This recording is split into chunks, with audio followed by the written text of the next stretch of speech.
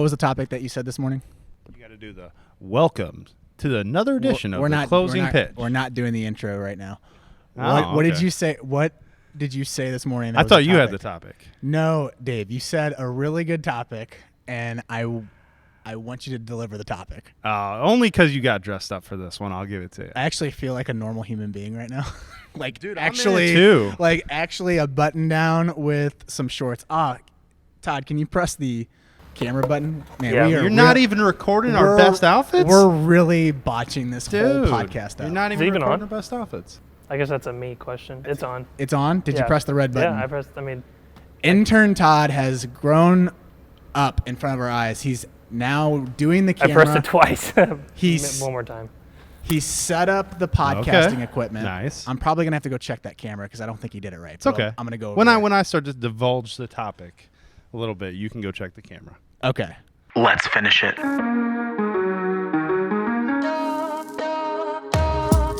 What is up, everybody? Welcome back to another edition of The Closing Pitch. My name is Spiker Helms, and this is a show about people, culture, and how to create a winning lifestyle. Coming off my first solo episode without Dave, it was actually really fun. I thought he did good. I thought he did pretty You good. actually listened to it. I did. You asked me to, so why wouldn't I? I mean, it was just 13 minutes of just Yeah. straight hard in the paint. Never get that back again, will I? We're waiting for your solo episode. It's coming. And then we're going to have Intern Todd do his solo episode.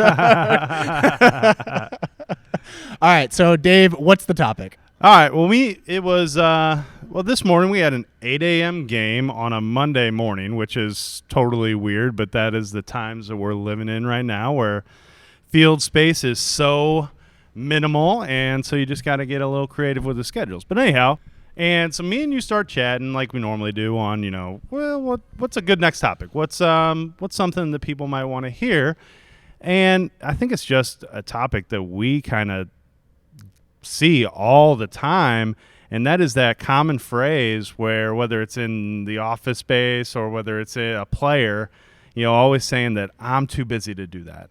I'm too backed up. I don't have enough time. And what was your statement to that when I said that to you, you were like, I feel like that's an excuse. I don't know if that's the verbatim thing that I absolutely said when we were on the field. yeah. But I think that whenever I hear someone say that, it literally triggers something in my mind. I'm not going to say it to them. I think to myself, that was an excuse. So my trust ends up going a little bit lower. And this is the funny thing about that is that people don't think about that when they say that. They don't know that they've lost trust, and they just keep on going their way like, oh, he bought it. Not at all. And I mean, I even thought back like to myself. I've probably used that phrase before, and to me, I use it as like a blow-off phrase. Like, yeah, like, dude, I'm too busy. I can't make this happen, or whatever. And then I catch myself being like, well, dude, I probably could. I can shift this thing around, or I can manage my time a little better, and change up what I'm doing. I could probably get that done if I really wanted to. That goes with thought, though. And thought is, and this was part of the podcast when I was doing the solo, thinking is really hard. Like actually doing that solo episode, there was a lot of prep work into that 13 minutes. And when you talk about this thing like, oh, I don't have time, I can't do that. It's you don't want to exhaust your resource of actually thinking, because it does take a lot of effort to actually think things through of like, okay, I can move this over here, that in this spot, I'll make this happen. I really think the phrase should be changed. Instead of saying I'm too busy or I don't have enough time to do that, the phrase should probably be I really don't want to do that. Because if it's really important to you, like let's take this for example. If it's because I run into this with players all the time, okay? Players coming up through the ranks, he's getting into high school, et cetera. And, he starts talking about college recruiting, et cetera, or finding that next step. And we start talking about the weight room, for example. Okay, so are you getting in the weight room? Are you getting stronger? Well, coach, I'm real busy with school and everything else I got going on. And then I got to come to practice, and then I got to do this. I'm like, okay, well, you don't want it then. You don't want to, because if you really wanted to, you would fit that time in. I always think back when players say that, like how I thought in high school. And the reason that I didn't go into the weight room hard was because of the thought process of it. Like when I get there, okay, what do I do next? And this just goes back to schooling. In school, you don't really need to critically think all that often. Sure. You really don't. You're given a chapter, read chapter 8, and do the homework assignment. Yep. And then you're like, okay, I'll do that. But if you give a project, that's when questions come out of nowhere. What do you mean we have to do this? What about this? Yeah. Is this right? Am I doing this right? Like, it gets so concerning, right? Right. So I think that's what happens in the weight room in that case, is that it's the thought process. Right. Everyone struggles with the thought process because it takes a lot of energy to critically think. Actually sitting down with a blank page and a blank notebook and saying, all right, I'm going to think this thing through. Well, is it the thought, or is it that they just don't want to take that extra step, that extra effort? Maybe it crowds their time a little bit. Maybe it's tough. Maybe it's maybe you got to put yourself out there doing something. Like a different example was something that we talk, again, I'll go back to college recruiting, but we talk and tell our players that you need to be the driver. You need to be the one to send that email, to create your profiles, to do all the things from a recruiting standpoint. It's going. We're here as a resource, but you need to be the driver. Well, that's the biggest misconception of club baseball in just general. Like, they think like, I'm part of the club now I'm going to get recruited. Right. But in reality, we need you to supply the time because it's a halfway point. I can only go 50%. I could probably reach 60. Oh, yeah. Maybe I could tick it up a little bit and do some things for you. But at the same time, that's doing you a huge disservice. Right. Well, and my point in that, because I've had that conversation a million times, and I've said, okay, so have you started contacting them yet? Well, no. Why? I've just been real busy, coach. I've had all these things going on. I'm like, okay, but then you want to ask me for help in the recruiting process when you're not even willing to do any of it on your own. How does that work? It's not help. It's do it for me. Do it for me. Give me a scholarship. Just open that door for me. There's not been one player in our organization that has been just given a scholarship of just, like, when I say given, literally showing up to the Tiger Center, training a little bit, maybe an hour, then going out in the season, then performing, and then getting a scholarship. There has not been a single player that has done that. Even Eric Miller, who's a 4th-round draft pick for the Phillies. He contacted Stanford. He went to Stanford. He had to go out to a camp out there. He had to. He was the one who was doing all the communication. I remember having a talk with Eric and his parents, Tom and Karen, when he was a freshman, sophomore, because he was doing some really good things. I happened to be Eric's pitching coach, so we had a really neat relationship there. But he was the driver. Tom and Karen didn't do it for him. He was the one who had to send out those emails, be in communication with those coaches, even from an early age. And I credit his parents on that, because I think that's helped him at least get started in that process. And then now he's obviously, he's playing for the Phillies, and he's a great young man. But you got to force that guy to do that. Everyone understands, like, if you came out and said, like, I don't have enough time, instead of saying that and you say, you know what, I have this at 2 o'clock, I have this at 4 o'clock, I can figure something out. Or I have this at 2 o'clock and I have 4 o'clock, I don't know if it's going to happen today. People understand that. I think it's a perspective thing. Okay, and here's what I mean by that. If you find yourself saying, I don't have enough time, or I'm too busy, you're going to say that for everything in life. That's not just a work thing. That's just not a college recruiting thing as a player. That's everything. That you're not going to find time for friends, for family, for anything, because you're basically just going to end up doing what you want to do all the time, okay? If you start talking to yourself and thinking about it from a different perspective and say, oh, well, I could probably make that work. Let's do this. Let's maybe move some things around. Yeah, I'll make time for that. Instead of saying I can't make time, do you understand what type of possibilities will open up for you? I think the biggest misconception with success is that it's selfish. I don't think success is selfish because you have to be so aware of everything around you. Well, how do you say that? Explain that to me, because success is selfish. Like, you're only out for number one. Yeah, like, the biggest misconception is that if I'm successful, I have to be selfish. I have to get mine. Looking out for yourself. Just looking out for yourself. Okay. But in reality, it's not. You have to have a group of people. You have to be empathetic to everyone around you. Whenever someone's selfish, it seems like you're just consuming. You're consuming so much that you're not giving, and it ends up you're not as successful. Where if you keep on giving, you know how many friends you make that'll be like, man, you need to talk to Spike. Oh, yeah. Well, I mean, I bet everybody has these two groups or these two types of people in their group of friends.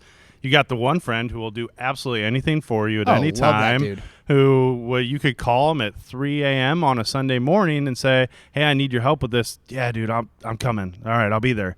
Just name the day, the time, the place I'm in. And then you got the other friend that just always seems to be the one making excuses as to why he can or cannot do it, or she can't do it, or whoever. Mm-hmm. And we can all associate. I bet if you're listening right now, you probably got a name associated with both of those examples.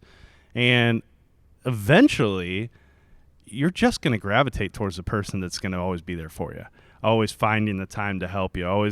You're going to gravitate away from the other guy. There was a guy in high school that I admired a lot.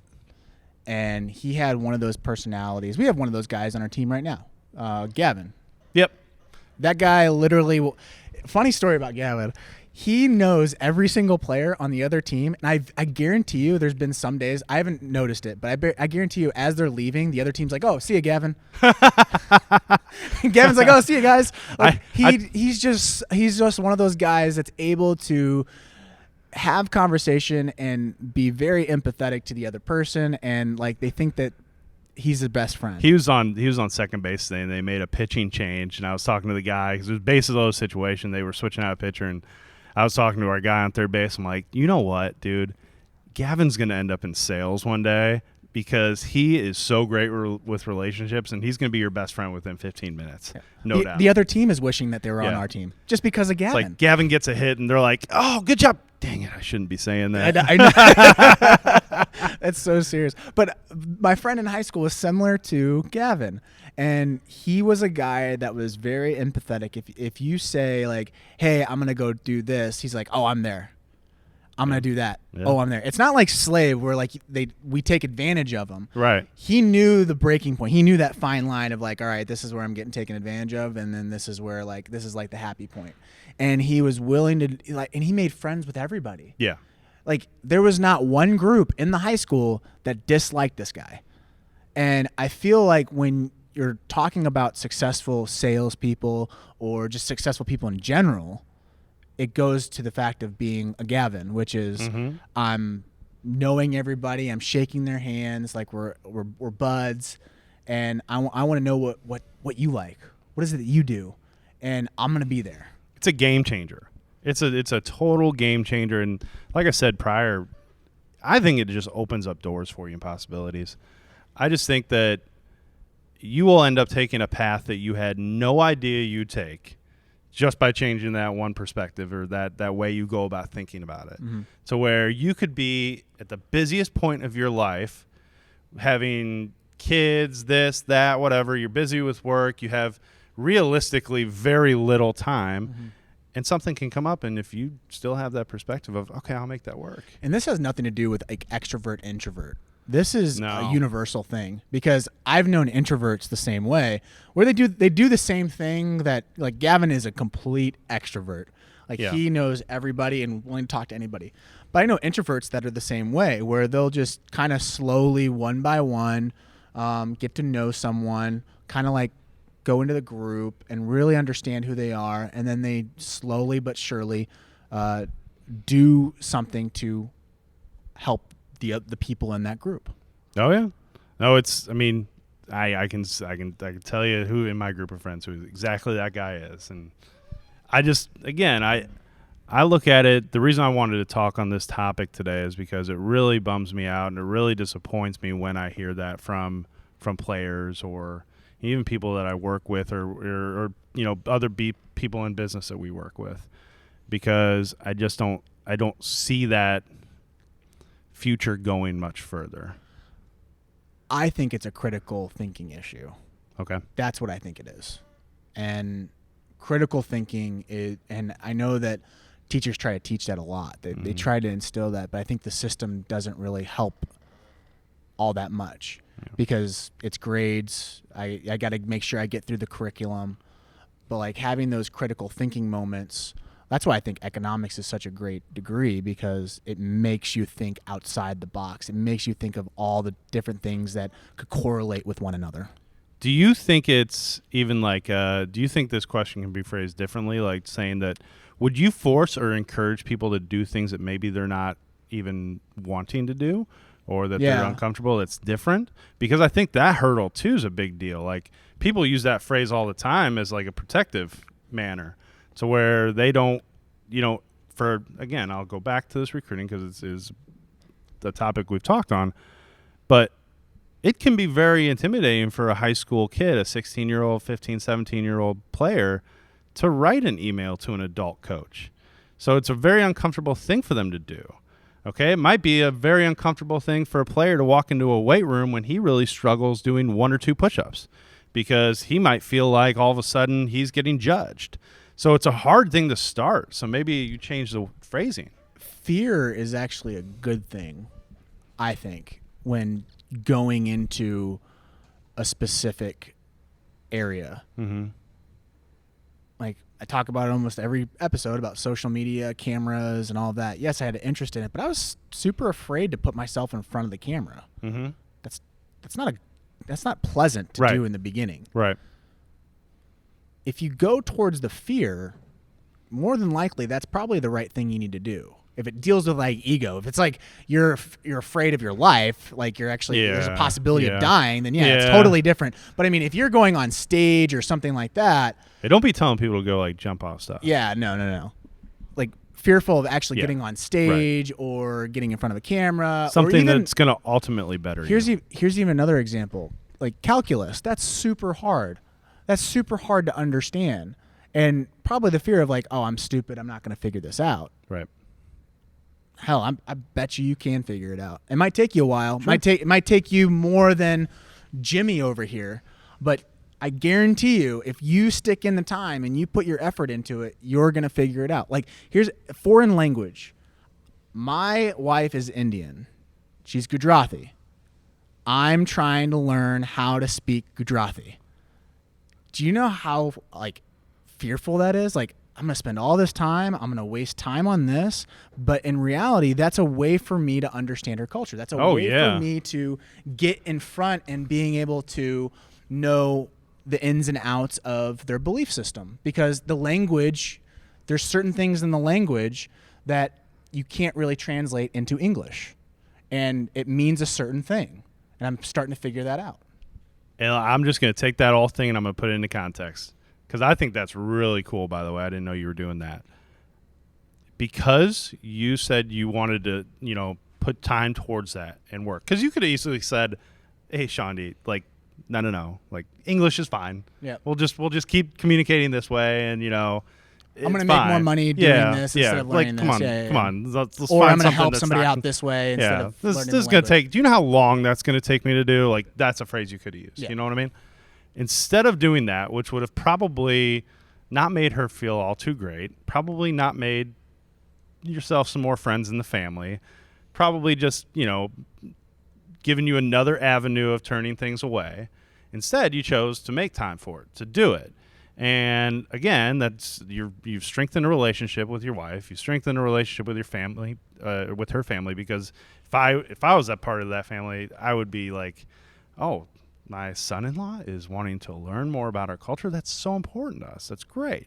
And then most importantly, I think from your standpoint, you've just now accomplished another thing and kept another door open. So when the next thing comes and you're approached with another situation, you're gonna be like, yeah, let's do it. And then all of a sudden you look up 5-10 years down the road and look at what you've built, look at what you've done, whether that's in your relationships, whether it's whatever. You can apply that towards anything. And that goes with like positioning too in baseball, kind of making that was a real weird pivot, but let's go for it. Transition. Intern Todd, you don't want to make that transition when you're on there. Okay. Okay, I won't. So baseball wise, when someone comes up and be like, Coach, I can't play second base. I can't play right field. You want me to catch? And then they say, like, that's not my positioning. Or then, like, this is even better. Even the parent The kid says yes, and the parent comes in like, what are you doing? Yep. I didn't pay for this. Billy only plays shortstop. Do you understand that? We signed up for shortstop. Like, well, are you going to say the same thing if he gets a college scholarship in right field? Well, and no offense, I mean, that's probably going to be the player that hops from team to team, from job to job, from school to school, and they're just going to keep saying that the world's out to get them because it's not their way. And I've seen it. I've seen it a million times. Here's a point, too, for parents and players. If you're not willing to make that transition, so coach says, all right, we're going to put you in right field today, and you say, well, coach, why did you do that? Well, that's a valid question. But then you get mad about the answer. And you say, well, that's not my position. What are you teaching that person when they get into the real world? Hey, we need you to go pick up this trash for us really quick. Well, that doesn't fall into my job title.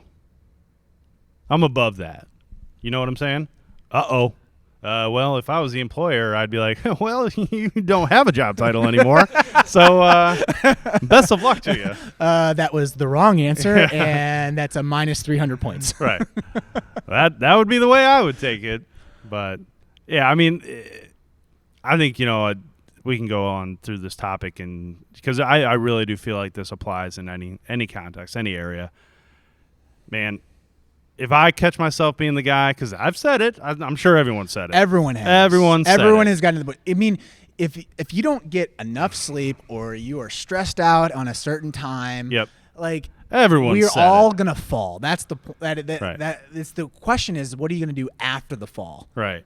I want to be that. What I'm trying to do now is trying to catch myself when I do say that stuff. Be like, hold on a second. That was stupid. Shouldn't have said that. I can make that. What do you need? What do we need to get done? Let's get it done. That is big time charisma when you're able to do that and be like, when you say something that you shouldn't have said, and you're like bad David. Like, yeah. Hey, let's time out for a minute. Like, I'm totally stressed out. I only got like 3 hours of sleep last night. Let's have this conversation again right now. Yes, we will figure out time to get this done. Not many people do that. They just wear it and they're like, screw this guy. Yeah, just gonna own it. Yeah, screw this guy. I'm not gonna do that. Yep. So don't be that guy. Yeah. Well, we're at the 22-minute mark. Okay. I think we should close this out and have our closing pitches. Go. No. Me go? Yeah, you. Oh, all right. Pretty simple. Kind of, if I were you and I was listening to this topic, and again, not every topic hits home for everyone. So, but if this one does hit home for you, I would try to do a little self-evaluation with it. And I would try to think about how I've handled this situation in the past, because I did that personally. So I would look at it from, am I that guy or girl who says, I'm too busy for this, or I make up excuses as to why I can't do it, or that I just don't have the time? And if I do say that, could I have made time? And if I could have made time or, shifted things around, would it have benefited me? And then if it would have benefited me, how many times can I stack those wins over and over and over and over and over? And then what does that outlook do for my life? And if you can literally have that type of self-awareness and be able to go back in, I think you've got a game changer. I think you've got something that's going to literally help you in, in whatever facet you want it. Adapt and change. John Muscott, when we had that interview, or I had that interview with him and Jeff, it was you have to be able to adapt and change to the times, no matter if that's technology. Example, I'm starting to learn more about what's happening in the economy. Mm-hmm. So I'm actually digging more into Bitcoin. I'm digging more into gold. Not saying that I'm jumping in on all of it, but at least I'm trying to learn it to understand what's going on. And again, I could have been one of those guys that literally said, Bitcoin, that's for like bad guys. Can you let me know, by the way, because I'm really busy right now. Can you let me know what you found out? Yeah, I'll get my research for you and write a report for you. So, but yeah, get away from that saying, catch yourself, and being able to adapt and change to the times. Intern Todd, what do you got? Correct me if I'm wrong, but from what I'm hearing from both of you, is it you should, instead of saying I don't have the time to do this or I don't want to do this because of this and this, is it I think it fear to certainly do this. can. Oh yeah, without I think doubt. it's a safety mechanism quite often, to where you make up an excuse as to why you don't want to do it because you don't want to do it. Yep. Okay. I would say that happens quite often. Should you own up to it and just be like, I'm fearful of doing this right now? You know, Instead of, that's an interesting. Because you did say to rephrase it. That's an interesting so how take would because you again, you rephrase don't it? want them to lose confidence in you because confidence is a big thing. You don't want that person to lose confidence in your ability. That is a thing. So what I would say is, you know what? Maybe I don't understand this. I'll try to figure it out and then research it and try to figure out how to get the job done. But I wouldn't say like I'm fearful of it. I wouldn't do that personally. Maybe Dave, you can chime in on this. I don't know if it's a negative connotation to say that you're fearful of saying something. I think personally that's I think it shows more strength because I think most people won't. I think most people just kind of like buck up and be like, yeah, dude, I'm not afraid of anything. I'm never going to admit to my fears or what I'm, not comfortable with. Especially if you have the right person, whatever that context is. I think if you have the right person who will probably understand where you're coming from on it and maybe help guide you through it, I don't think it's ever an issue. See, there's a good take because then I wouldn't do that. I would just try to figure it out. And then if I had questions, I would ask. Yeah. But again, it can go both ways. Yeah, both ways can go. So. Yeah. All right, guys, that is the closing pitch. What is your closing pitch? We use an app called Anchor. We also have in the show notes, if you see the link, it's anchor.fm. If you click that, you're going to be able to submit your audio. Also, if this episode resonates with you or if there's a certain part in this episode, the best way to give us a compliment is sharing it with somebody else. We also enjoy reviews. I love looking at those reviews. It just gets me a kick out of it and lets us know what's going on. Example, Tommy Woods came in today. I forgot which episode that was. He was on episode, one of our first 5. He was on number 2, I think. We talked about him in 2. 2. Oh, and he then was on came like in, 10. Yeah, came in around 10 or 11, but he was talking about one of the college coaches that is recruiting him right now said, "Hey, I listened to you on the closing pitch. What you said on there was awesome. I really enjoy that podcast." So like that type of stuff just gets me jacked up. For sure. So, guys, thank you so much. We'll catch you in the next episode. Thanks, guys. Thank you for watching or listening or both to The Closing Pitch. If you would like to get your closing pitch featured on the show, we use a podcasting app called Anchor where you can submit your statement or question via audio. Or what you can do is comment in the comment section of this post. We also accept direct messages. Please give us the A-OK if you do send us a DM to use your statement or question on the show. Last thing, please give us a review on your platform of choice. 5-star preferably, and we value your opinion, and this allows us to reach more people. Thank you for listening, and we will catch you in the next episode.